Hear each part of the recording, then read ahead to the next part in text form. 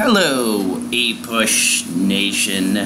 This should be our final video of the year. Hallelujah, I'm sure you're thinking.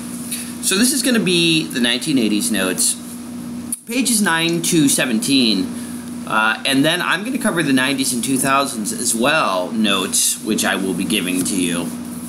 And I don't even have a PowerPoint for that. That's how new those are. So I'll just be flowing through the notes with you real quickly while they're up on the screen. You can follow along with your set. But we begin on page 9 of the 1980s first, and I want to move really quickly again because while we need to know this unit, not in the level of detail that we probably need to know others, because we're only going to get probably one stimulus and 2 to 3 questions from this particular unit. Okay, let's get started. So, 1988. So, Reagan is termed out. He has served his 2 terms. They nominate George H.W. Bush. This is going to be Bush 1, in case you're wondering. He was Reagan's vice president. He pledges no new taxes. Remember that. He also obviously said he's going to continue a lot of Reagan's policies since Reagan was so popular. Strong defense, tough on crime. He was opposed to abortion. He was actually more moderate than Reagan had been, but during the election, obviously, he portrayed himself as very conservative to get the support of the moral majority and the new right. Ultimately, riding the coattails of Reagan's popularity, Bush is able to defeat Michael Dukakis, who was the governor of Massachusetts, very liberal. Ultimately, Bush president, but the Democrats controlled the Senate, or Congress at the time, so they were able to stymie a lot of President Bush's policy goals. If you look at that election, it's pretty convincing. Big victory for President Bush.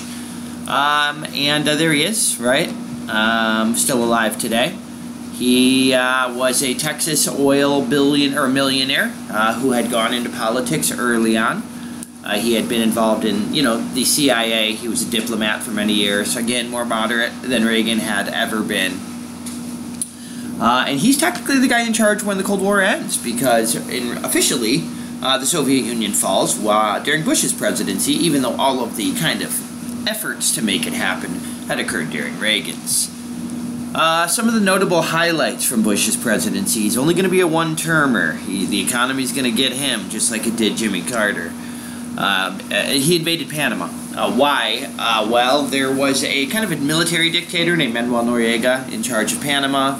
We believed he was actually involved in the drug trade, helping drug traffickers get their supplies into the U.S. So the president ultimately sent U.S. troops into Panama, and they arrested this guy. They brought him back to the U.S. to put on trial, and then they installed a democratic government in Panama.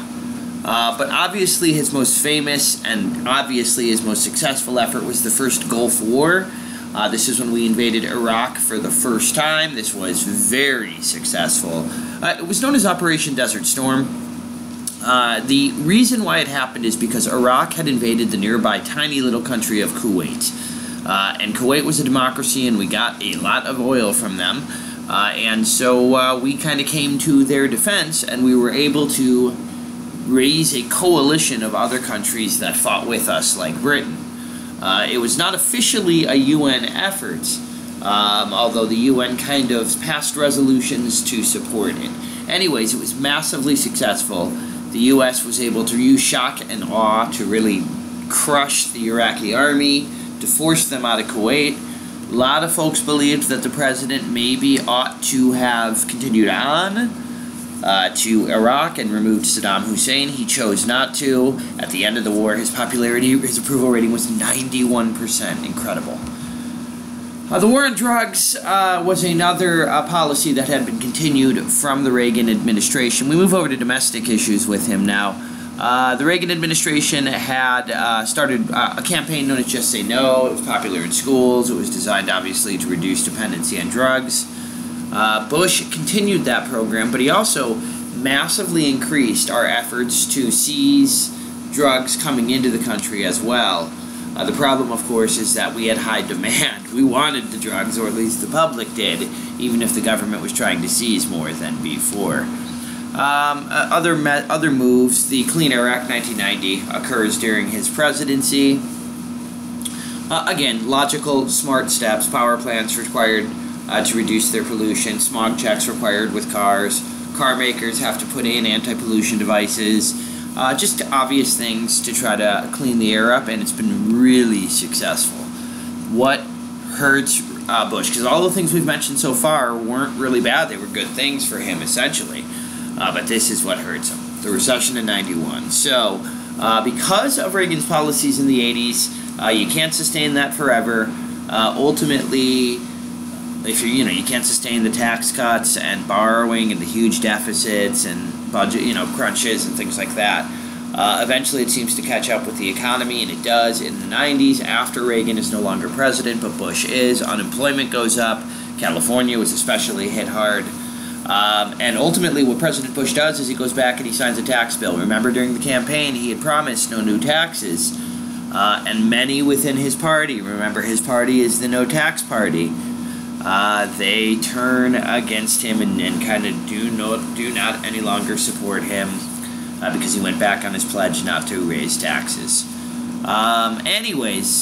His approval rating goes down as the economy continues to go down, and ultimately President Bill Clinton, the challenger, is going to get him in 1992. Throughout the 80s and 90s, we changed directions now. Throughout the 80s and 90s, something called the Culture War occurred. It's this fight over cultural and social issues between liberals and conservatives.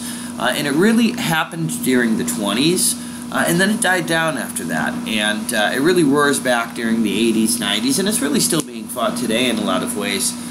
So we have all of these growing divides and conflict over these social and cultural issues, and both sides, both parties now become further and further in terms of agreement on them, and they're less willing to compromise.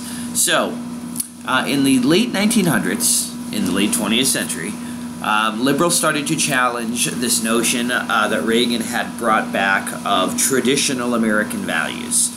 And so there began to be more and more fights between liberals and conservatives over issues like abortion, gay marriage, the dispute over evolution and creationism, affirmative action, to name a few. There are many others. The environment is a good one, and global warming, for instance. Again, it was very similar to kind of the fight between the modernists and the fundamentalists during the 1920s. Liberals tended to dominate in what become known as blue states, states that usually vote for the blue Democratic candidates, usually places with large cities. Cities tend to vote Democrat, liberal. Rural areas, the Midwestern and southern portions of the country, tend to vote more conservative. They tend to vote more Republican. So again, we're very much divided politically. The coasts are liberal, the big cities are liberal, the rest of the country is pretty much conservative. And again, remember, in the 70s and 80s, as liberals begin to challenge this traditional American values idea, the religious right emerges, the new right emerges, led by the moral majority. And this is exactly why they do rise up, because they rise up in response to liberal challenges to these issues, because these are very important, obviously, to conservative, fundamentalist, born-again evangelical religions. And they start to become active. They want prayer in schools. They want creationism over evolution taught. They oppose abortion, and they want to see pornography, reduced. They don't want to see homosexuality kind of publicized, and they don't believe in homosexual rights. They oppose the ERA, and of course they favor strong defense. They thought a strong defense was the best defense against communism. They were led by Jerry Falwell's moral majority, and then a more general group known as the religious right, which was led by a group of pastors whose leader was a guy named Pat Robertson, and there he is. And Reagan got the support of these guys, and he supported them in return. The biggest issue that divides the country socially and politically as part of the culture war is abortion. Of course, liberals see it as a decision, Roe versus Wade, of course, that decision that legalized abortion, as something that protects women's rights. And they see it as an excellent defense of separation of church and state, since obviously religious groups want to see it ended. Since it's legal, they consider that to be a victory for the separation of church and state. Conservatives obviously see abortion very differently, based on their view and interpretation of the Bible, especially evangelicals who have a strict interpretation and see it as, the taking of life. Anyways, this issue has become more and more polarized, which means more and more divided. And religious conservatives started to run for school boards. They started to win school board elections in many rural areas and many small towns. And then they passed laws that reduced what they thought, the liberal ideas in schools, the spread of certain ideas in books that were available.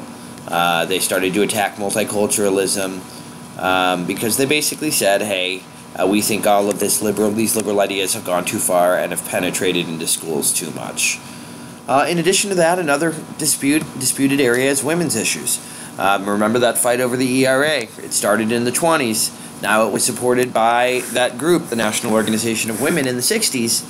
And they wanted it passed to guarantee the same rights specifically for women that other groups had received under the 14th Amendment. Passed Congress. It narrowly passed 3/4 of the states. Ultimately, it was opposed. The opposition was led by a woman named Phyllis Schlafly, conservative housewife. She was able to convince people that if women had equality, it would force them to do things like serve in the military that would, put them at risk.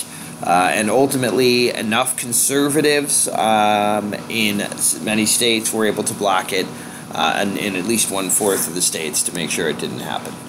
Anyways, since that time, abortion rights has become a major issue for the women's rights movement and the Democratic Party, which more and more are linked together. Sexual orientation. Of course, AIDS is a major issue in the 1980s. It was an epidemic. Originally, it got almost no attention when it was just a problem that affected primarily gay men and IV drug users, two groups that did not get a lot of attention or support publicly or from the government at that time. And ultimately, there was some blame that, since conservatives were in government, that they intentionally restricted research to AIDS funding because they didn't agree with the groups who were using it. Ultimately, we had 600,000 people that were infected with it. Eventually, by the late 80s, it spread to heterosexual populations, women, straight women and men, especially women. When that happened, there was much greater attention and funding for it. Eventually, by the mid-90s, we have drugs available to prolong life. Obviously, to manage life with HIV and AIDS, but not to preserve it forever. Obviously, a major turning point was the announcement by Magic Johnson that he was HIV positive. This happened in 1991, at a time when people were not living long with the disease. He's become something of a role model and a hero. He's still going strong today, despite the fact that he announced this, over 25 years ago.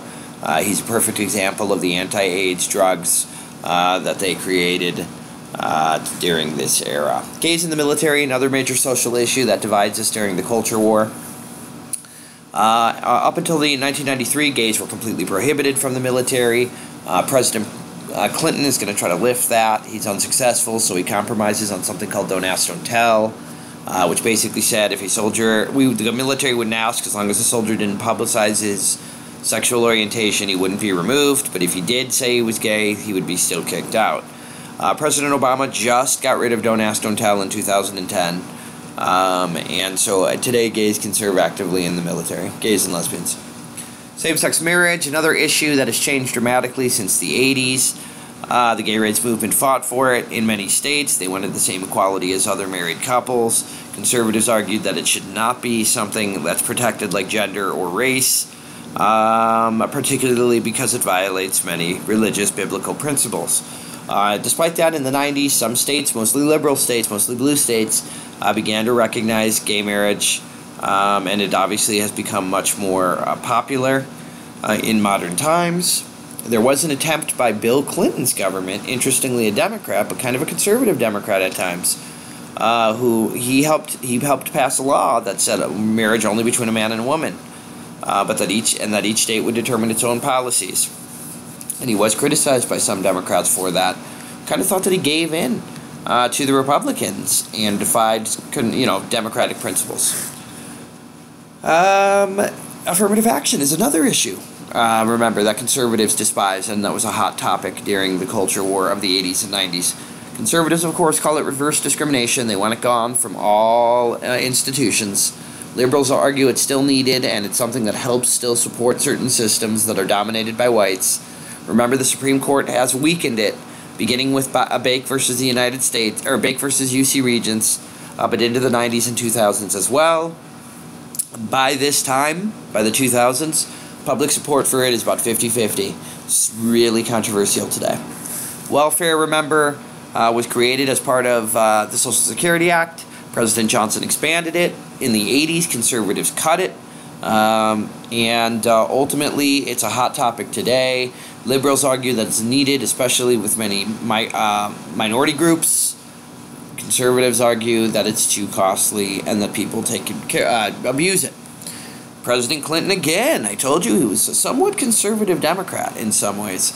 He helped pass the Personal Responsibility in Work Opportunity Act, long name, that put lifetime benefits on welfare. You can only be on it for 5 years, 2 years maximum at one time.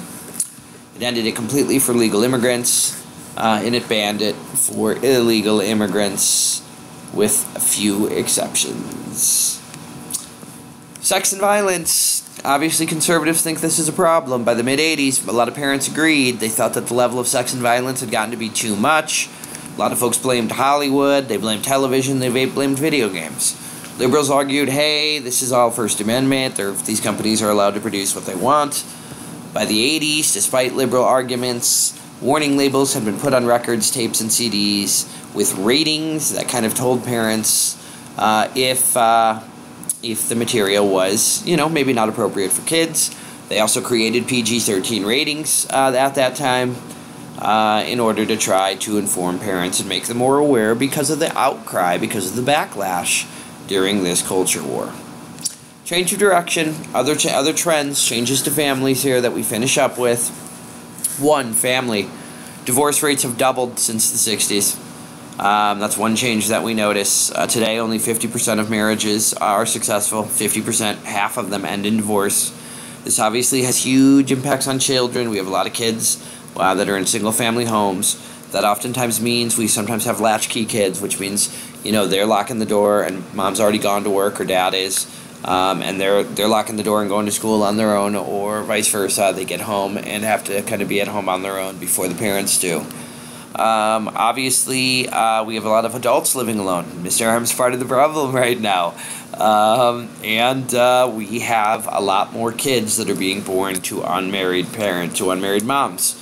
This is 1 in 6 white kids, 1 in 3 Latino, 1 in 2 African American.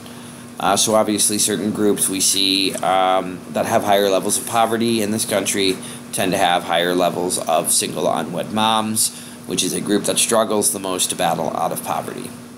The graying of America is another trend we've seen since the 80s and 90s. We've gotten older as a country. On average, the average American gets older and older. This really happens because of the baby boom, that period when all those people are born in the 40s, 50s, and 60s. Now they are, getting to be 65, 70 or older, and they're collecting Medicare, Social Security, which is more of a burden, more of a strain on the rest of society to pay for the costs of these programs. Here you can see the number of people in this country over age 65 and 85 continues to grow and will continue to as time goes by. Communications and technology, oh my gosh, right? The personal computer. It started in the 70s. Apple was the first to create a PC. It was developed by a guy named Steve Wozniak and really revolutionized by his partner, obviously Steve Jobs. By the 80s, IBM had a rival computer, the PC as well. Bill Gates with Microsoft developed an operating system known as Windows. Together, all of these guys really created a computer, digital, technological revolution. Of course, the internet is the other major part of it. In the mid-90s, the internet was developed, which revolutionized communication. Cell phones, the iPod, right? iPhones. I guess those would be cell phones. I'll just move on. Last thing, the decline of labor unions, which I've already mentioned. Today, about 35% of workers belong to labor unions, even up to 1970. But as we move more from making things to providing services for one another, people in unions have really gone down. Service jobs tend to not be unionized. So service jobs are like, accounting, trades jobs like plumbing, repairs. You're not making anything, you're helping or you're fixing other people's issues. Restaurants, right? Buying things, stores, entertainment, tourism, all of those are services. Anyways, those industries usually are not as unionized. And so just over 10%, like I mentioned, of workers are unionized today. Really kind of a shocker. All right, we're going to move over to the 1990s now. Again, I don't even have slides for these. So I'm just going to roll through these babies real quickly without the slides, my friends. It looks like the first thing right here I've already talked about as part of the last notes, but whatever. Mr. M, moving over to the 1990s.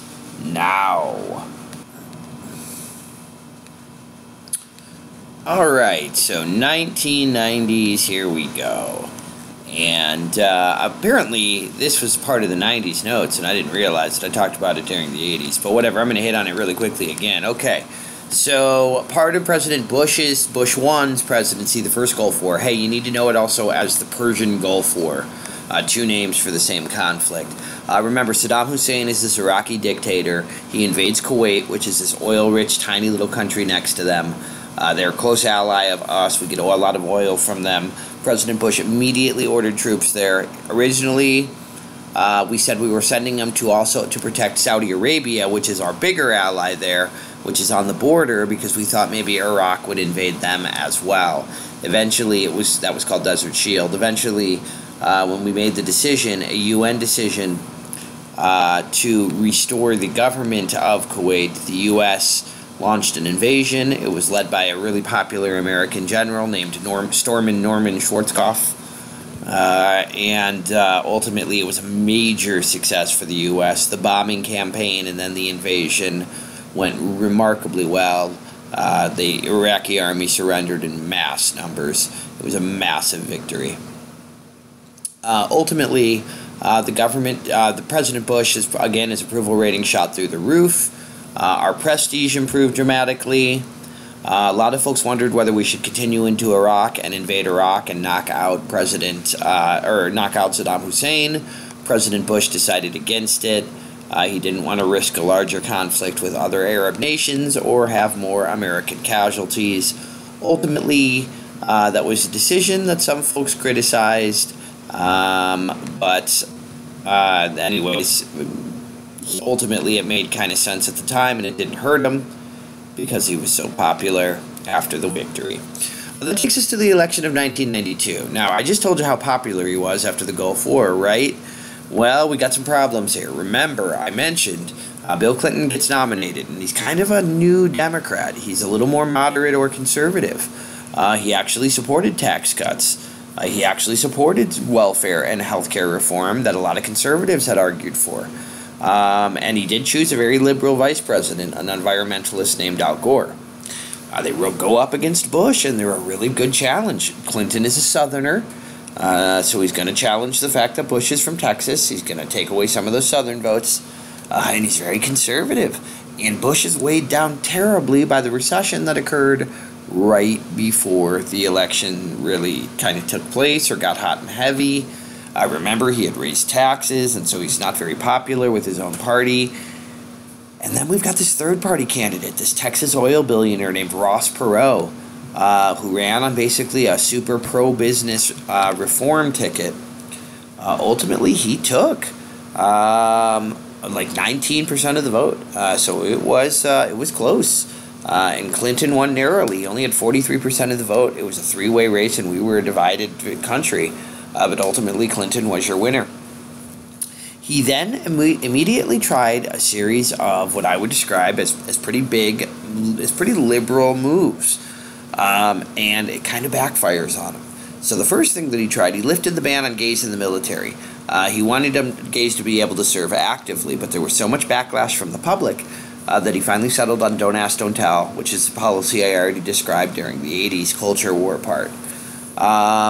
Eventually, by the way, that was gotten rid of, like I mentioned, under President Obama, and now gays serve actively. Social programs under Clinton, the Family and Medical Leave Act gave up to 12 weeks for maternity leave and to take care of sick families members as well. But this only applies to larger companies, not to small businesses, because we don't want to burden small businesses too much. Healthcare reform was a big move they tried. They wanted to create a national healthcare system, kind of like we have with Obamacare today. Clinton actually put his wife, Hillary, in charge, who was relatively unknown. It was attacked by conservatives as socialized medicine. They were able to defeat it at the time. Ultimately, a much smaller healthcare bill ended up getting passed, but it didn't do any of the things that they had hoped for with the big health insurance plan that failed. Eventually, obviously, President Obama is able to achieve a national healthcare system. NAFTA, it's an agreement that we have with Mexico and with Canada. What it says is that we will have no tariffs with each other. We'll allow any company from any country to set up a factory there and to ship their products anywhere without any penalties. It's a great example of what we call globalization, where countries work and trade more than ever before and really reduce national barriers and boundaries and borders and make it easier for goods and for businesses to do business together. We also agreed to something called GATT, which was a global agreement that we would reduce tariffs. We've joined something called the WTO, the World Trade Organization, that works to reduce tariffs around the world to eliminate them entirely. During President Clinton's presidency, his first term, Republicans were able to win a bunch of seats in Congress. They were able to take Congress because Clinton's health care initiative and gays in the military had been really unpopular with the public at that time. They weren't ready for it. And so conservatives took over Congress, and a really conservative Speaker of the House named Newt Gingrich basically became the main rival to the president. He promised all of these things, like a reduced taxes, welfare reform, a balanced budget, and Clinton actually worked with them as a way to try to improve his popularity. He agreed to a number of conservative principles that really stunned a lot of liberals in this country, who argued that he wasn't acting like a Democratic president ought to. First was the Presidential Responsibility and Work Opportunity Act. Again, it set caps on welfare. I already mentioned it earlier, but yeah, it already did. Defense of marriage, I already mentioned that as well. It gave states the right to recognize same-sex marriage if they wanted to or not to. And a lot of obviously conservative states in the Midwest and South did not. All right, let's get to the Monica Lewinsky affair. Okay, well, it's one of the biggest scandals in American history, and it nearly resulted in the downfall of a president. He is going to be impeached for this. That makes him our second president to be impeached, but he avoids being removed by a large number of votes. Okay, so Clinton was a guy who had a number of affairs, and a number of women accused him of it and accused him of sexual harassment and things like that. When he was being investigated for one action of sexual harassment by a previous employee, word got out that he was having a current affair with one of his White House interns, a young girl, like late teens, early 20s, named Monica Lewinsky. So anyways, he was asked about those under oath, and he denied an affair. As part of all of these investigations, an independent counsel was appointed to investigate by the government. She, the woman named Monica Lewinsky, struck a deal with him, and she admitted evidence into the prosecutor that proved there had been a relationship. It was DNA evidence, by the way. Ultimately, he had shown that he had lied. He had lied under oath. And so the House, which was dominated by Republicans at the time, voted to impeach him for lying under oath. They wanted him for obstruction of justice, which is what had gotten Nixon, and lying to the grand jury when he had lied and said he hadn't had the affair. Ultimately, he's acquitted, and so he's impeached but not removed.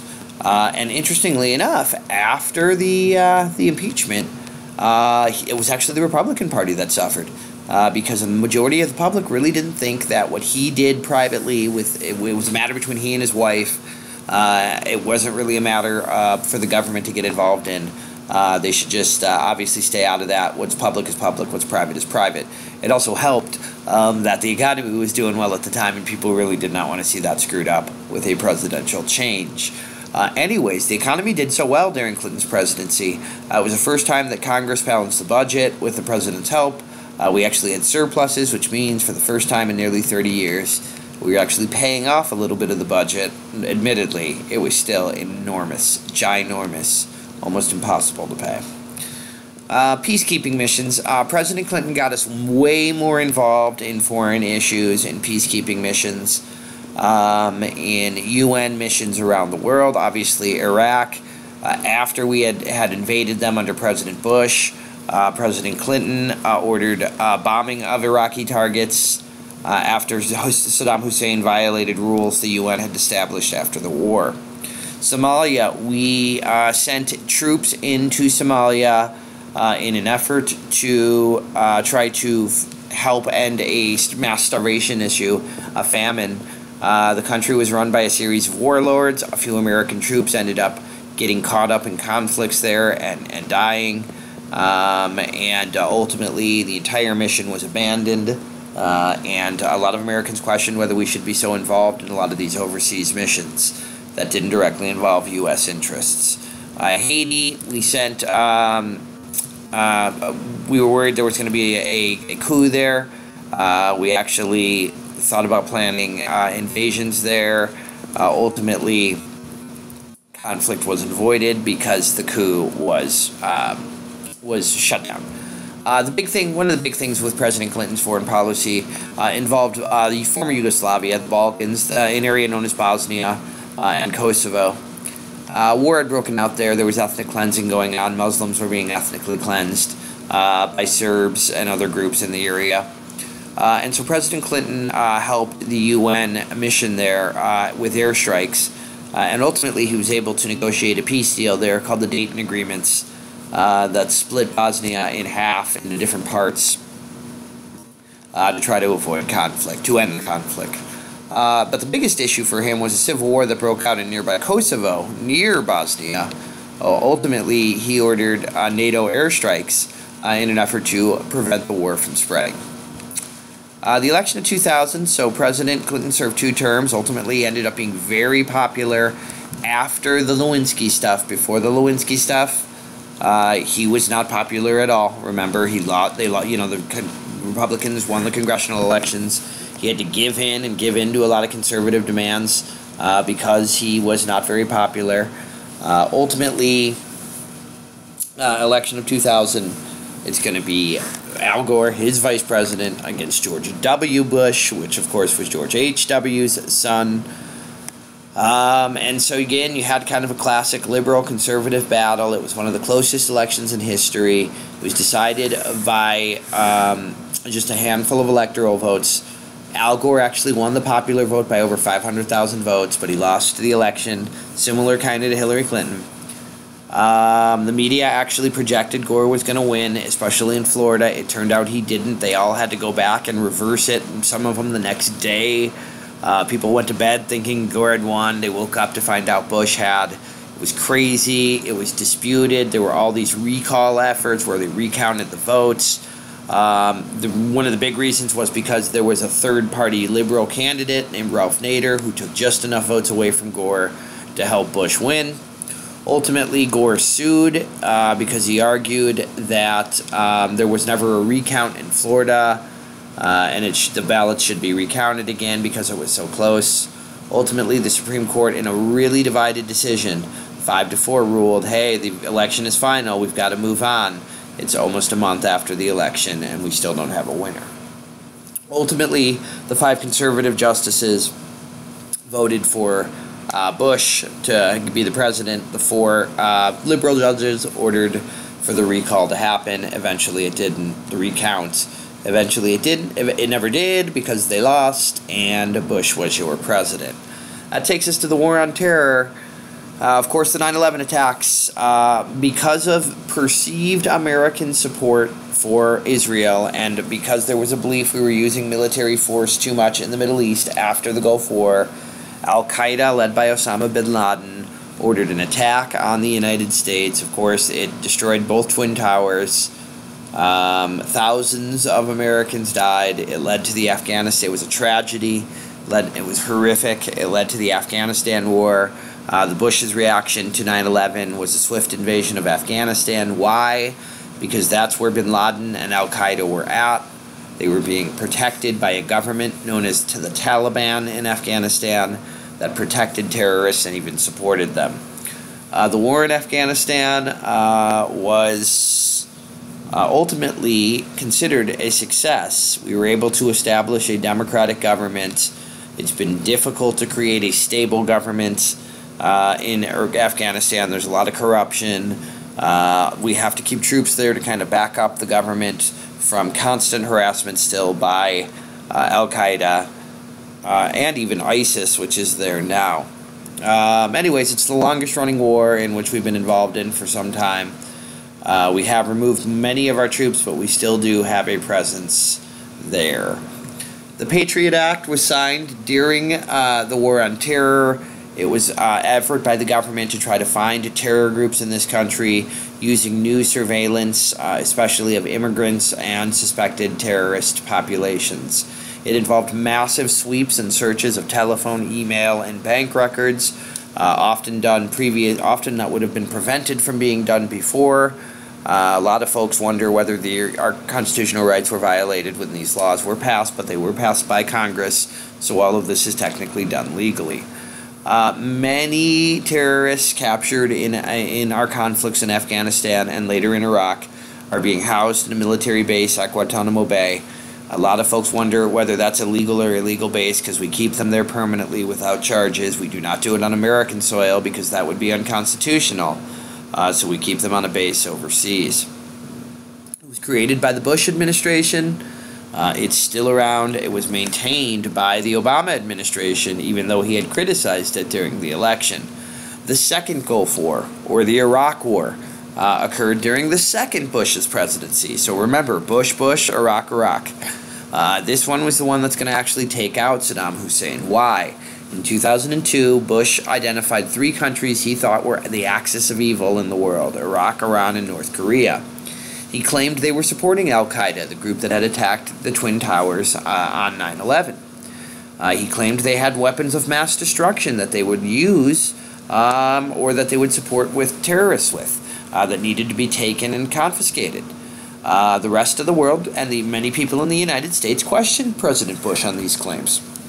There was very little evidence that they were supporting Al-Qaeda or that they had these WMDs. Ultimately, the president made the decision, along with Britain, one of the only countries to support us, to invade Iraq anyways to try to take Saddam Hussein out of power. Ultimately, the invasion was successful for the most part at first. We were able to remove the Hussein government. Eventually, he was arrested and executed.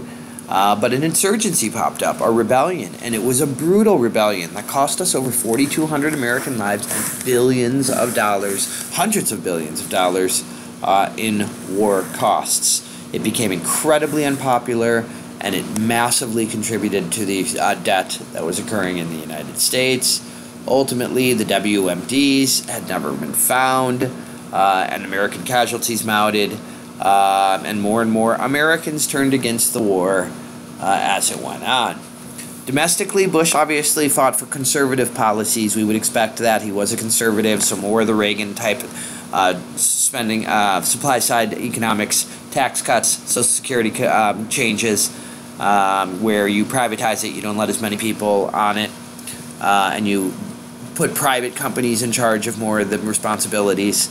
Deregulated industries, cut our support for international programs, and ultimately actually cut programs for stem cell research because evangelical Christians argued that it was kind of manipulating life, kind of like abortion. His famous 2001 tax cut was across the board, one of the largest ever in American history. It reduced our revenues massively. And it helped contribute to the financial crisis of 2008. It's known by many as the meltdown or the Great Recession. How did it start? It started as a housing crisis. So many Americans could no longer afford their homes because mortgages had gotten to be so high. Banks started to fail when people stopped paying their mortgages back to the banks. It triggered this massive crisis where major corporations started to fail as well. Eventually, the Bush administration responded with bailout, where they gave $700 billion in money to major businesses to avoid them, failing, to avoid them going out of business. Huge businesses like Chevrolet, GM, Ford, big banks. President Obama really continued a lot of these programs when he became president afterwards. Speaking of President Obama, after 2 terms of Bush, we go to 2008, and Barack Obama runs against an old kind of Civil War candidate, Civil War, good Lord, Vietnam War survivor, former prisoner of war. He was kind of a moderate Republican named John McCain. Obama cruised to victory. He was able to really blame Republicans for the financial crisis, and he was able to cruise to a win. His handling of the Great Recession, he kind of continued the programs and expanded the ones that President Bush had started. As slowly, even though look at this devastation. Unemployment 10%, housing prices down 30%, debt up 70%. The middle class, 10% less than it had been before. His major attempt to fix it, the American Recovery and Reinvestment Act. Congress gave $1 trillion stimulus to the economy. He gave it to the states. He used it to create jobs, infrastructure like roads and bridges. Gave it to schools, scientific research. It was $1 trillion that was spread around the country to put people back to work, to get the economy going again. Affordable care is also known as Obamacare. That's probably his most famous major deal. It's a health care program that tries to cover millions of Americans, up to 50, that did not have insurance. We know that at least 20 of those million are on insurance under Obamacare, so we've kind of reduced the percentage of the population who lack health care down to a smaller amount. Wall Street reform and consumer protection. After the Great Recession, people wanted reforms because they blamed Wall Street, the banks, and the auto industry. And so the law better regulates Wall Street and the banks. Obviously, many conservative Republicans oppose it because they think it interferes with businesses, growing. The auto industry received a massive bailout as well during the Great Recession. And of course, one of the great achievements foreign policy-wise for President Obama was the killing of Osama bin Laden, the man responsible for 9/11. It technically occurred during Obama's presidency, about 10 years after the original attacks had taken place. President Obama did win a second term. The issue of climate change has become more and more important since the 80s.